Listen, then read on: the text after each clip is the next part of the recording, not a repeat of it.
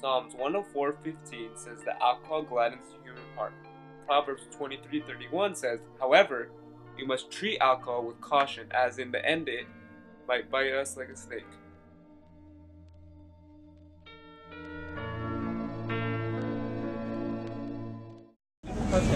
So we're doing an interview on homelessness and alcohol and drug abuse. Would you be able to help us out, and in turn we can buy you a meal? Well, I don't drink no more. You don't? But did you? I mean, I used to. Yeah. I mean, that's all. That's perfect. You're exactly what we're looking for. You think you can help us out, and we'll buy you a meal? How long is it going to take? Well, 2 minutes. Something short? Yeah. All right, thanks. What do you want? I'll go get it while they do it. It's called Deal 4. Deal 4. Deal 4. I'll get you. All right. So what's your name? My name is Robert. Robert. So Robert, how long have you been homeless? For about 4 years. Now, what did drugs or alcohol play a role in you becoming homeless? Yes, it did. Can you elaborate on that? Well, I used to do heroin. I used to snort coke, but I used to drink a lot. Yeah. That was my main thing. And 2 years ago, I had to have a major surgery to save my life. Yeah. You know, What happened? I've got chronic pancreatitis. It's from drinking too much and abusing drugs. Yeah. I had to get the surgery just to be alive now. So I don't drink, don't do any drugs. I mean, I may smoke marijuana. That's about it. How do you think the situation in like Los Angeles? Do you see anybody helping you, or like the city helping you at all, or are you just out here to fend for yourself with no real support? Actually, I mean, me and my situation, I've been kind of lucky. I've been blessed. Because people knew me before I was homeless, you know, so I was always giving out. So, I mean, I've been receiving a lot. But, I mean, a lot of people out here just they got to fend for themselves. You know, some of them are lazy, you know, just want stuff to come to them. You don't want to go put any effort. But, I mean, it's hard though. It's hard out here, especially when it's cold and raining. Yeah. So I mean, overall, if you look back on your life until this point, would you say that decisions you made, of using drugs and alcohol, were in turn like negative? So yeah, very negative. So if you could go back, you would change. Oh yeah, definitely. I'll go back and change a whole lot of things. A whole lot of things. Now, if somebody offered you some money in a loan to get you back on your feet, would you take that, or would you rather take charity with somebody just giving you money straight up? Either way, because see, I'm a musician, so I can accumulate the money, you know, pay him back or whatever. You know, I've been producing music for years, over 15 years, so you know, I'm homeless, but believe me, I'm from Oakland, California. I'm a bad musician. I got music out there already. It's just, I gotta pay the bills. All right, thank you so much. Oh yeah, no problem. Thanks so much. Enjoy. All right, thanks. Hope you get Take back on this your too. feet. Good luck. Thank you, man. Thank Thank you. you, guys. Thank you so much. Thank you. God bless. As we were just talking to Robert, the struggling musician from Oakland, something interesting came up. He talked about how he'd rather take a loan rather than charity because he'd feel more comfortable being able to pay it back once he got his career on the road. Well, when we take a look at Maimonides' ladder, we find that his highest rung in the ladder and the most important way to give charity is to, quote, take the hand of an Israelite and give him a gift or a loan, or make a partnership with him, or find him employment in order to strengthen him until he needs to ask help of no one. Right here, we see the drawn similarities between Robert, the struggling musician from Oakland, and Maimonides, the Jewish philosopher from hundreds of years ago. Balling and rolling. What's up? We're asking some questions about what people on the streets think about how alcohol and drugs affect poverty in the U.S. Can we ask you a couple questions? There is the after effect. I think it is about into endocrinology, the central nervous system. Okay. If it affects you particularly, it would affect your peers too. So I mean, in your case, did drugs or alcohol lead you to the situation where you're in right now? You say led me, I mean like damn. Did they play a part? No, I'm a professional Oh, okay. alcoholic. I'm someone came up to you and offered you money and said, "Here, take this," would you prefer just charity, or would you prefer a loan that you could eventually pay back to that person? Charity. You just take Yeah, charity. because I'm very charitable myself, personally. It's a personal endeavor. Deuteronomy chapter 15, lines 7 through 8, has some very important key points. It states that one shall give to a needy person, and shall not harden their heart, and should not shut their hand, and they shall surely lend until one's sufficient needs are covered. Now, this is very interesting because Barden Sefta, the man we just interviewed, said that charitable donations are very important. And why is this interesting? Because he is a homeless man with no income, yet he still recognizes the importance of charitable giving. Now, do you have a paying job during the day? Do I have a paying job? Yeah.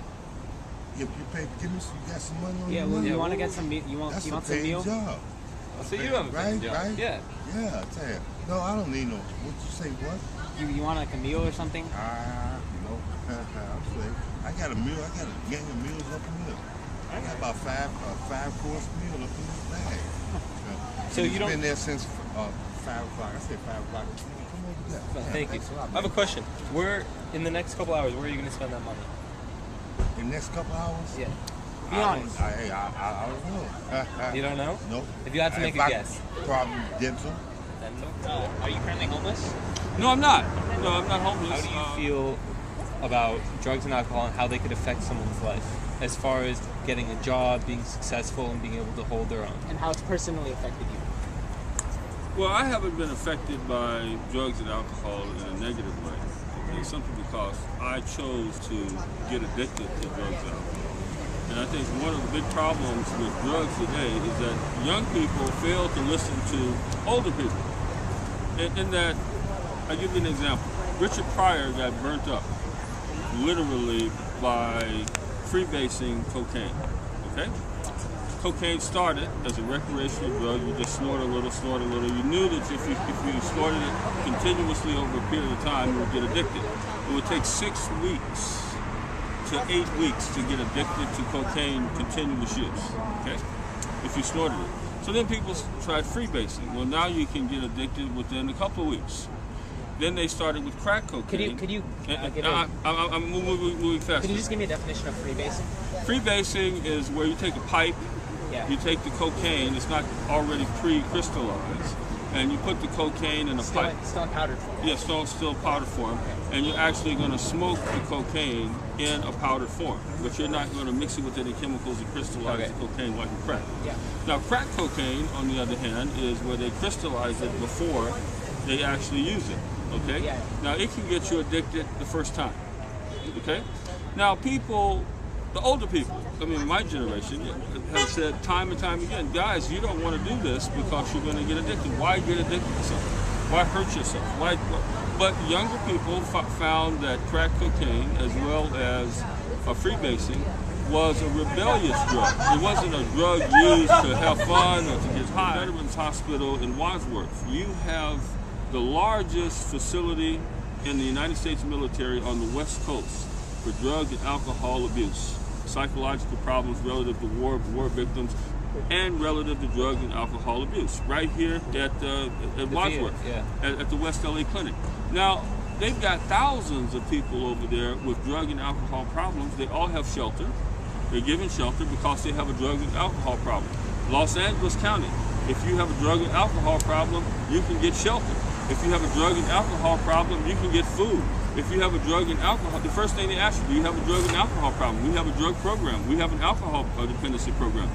All you have to do is say yes. You sign a few papers and you get money. You get housing. You get the whole 9 yards. But if you're broke in Los Angeles and you're not drug and addicted, life gets difficult for you because you've got to find yourself some form of income. You've got to find some form of income fast because there aren't programs available for people who are not drug and alcohol dependent. As Darren Sharper so eloquently put it, we must aid those who are in need. Leviticus 23:22 commands us that when we reap the harvest of our land, we shall not reap it to the very edges of our field or gather the gleanings of your harvest. We must leave them for the poor and the alien. I am the Lord your God. Now the Lord our God commands us to leave a portion of our field for the poor. However, in Los Angeles County, as Darren referenced, we do not do this. And in order to follow God's commandments, we must begin to aid these impoverished people more. And we must aid the veterans of our community more, because these men have died on the battlefield for us, and we do not repay them with the support they do. We interviewed Susan Derry, a social worker, and we asked her a few questions about how poverty relates to drug and alcohol in the U.S. Susan, however, preferred that we not share the recording of her. We asked Susan what the social and economic cost of alcohol and drug abuse in the U.S. was 10 years ago.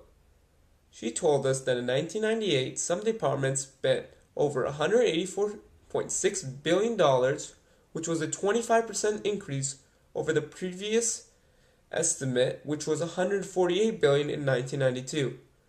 So this shows a 25% increase per decade. We also asked Susan if she had any projections on where the cost will be in the next decade or two.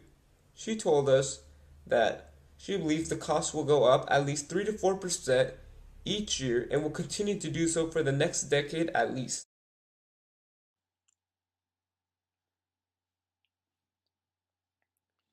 Alcohol is the number one cause in loss of productivity in the workplace.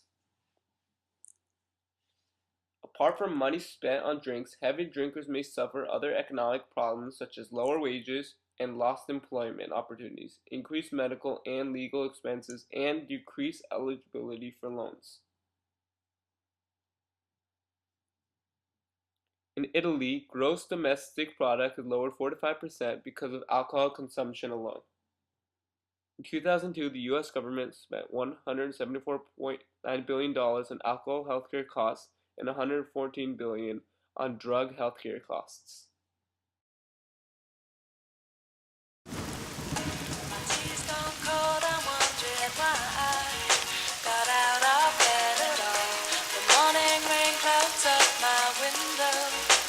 I can't see